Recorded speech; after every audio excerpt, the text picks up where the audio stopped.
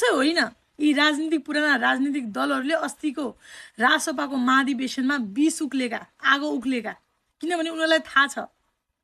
कि अब को हाई प्रोफाइल भएका व्यक्तिहरू कानुनी कठघराभित्र आउँदैछन् जेलको हावा खानेवाला छन्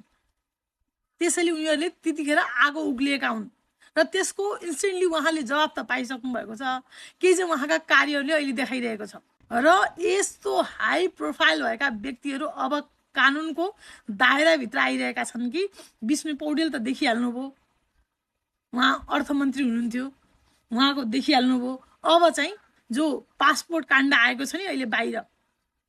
त्यसमा पनि को ठुला हाई प्रोफाइल भएका व्यक्तिहरू हाम्रा आर्जु भाउजूधरि कानुनको दायराभित्र आइरहेकी छिन् यसबाट स्पष्ट के हुन्छ कि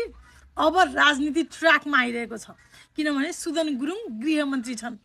जसरी अख्तियारलाई उहाँले थुन्नुभयो भन्ने कुरा चाहिँ अहिले राज्यबाट उहाँहरूलाई दमन भयो भन्ने कुरा आइरहेको थियो नि हो त्यसको इन्स्टेन्टली के फाइदा भएको छ राज्यलाई भने अब अख्तियार आयोगले यस्तो मजाले एक्सन लिइरहेको छ नि यो हो नि त राज्यको न्याय र कानुन भनेको अब पासपोर्ट काण्ड यी व्हाइट बडी काण्डहरू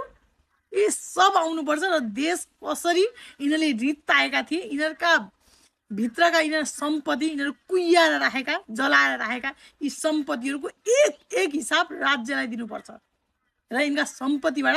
राज्यको अब भरण पोषण अब हुन्छ यिनीहरू आत्तिएको हेर्नुहोस् त अब इन्स्टेन्टली यिनीहरू जहाँ भयो त्यही गिरफ्तार हुन्छ 2-4 दिन कुरौँ अब के हुन्छ उलट पुलट हुँदैछ देश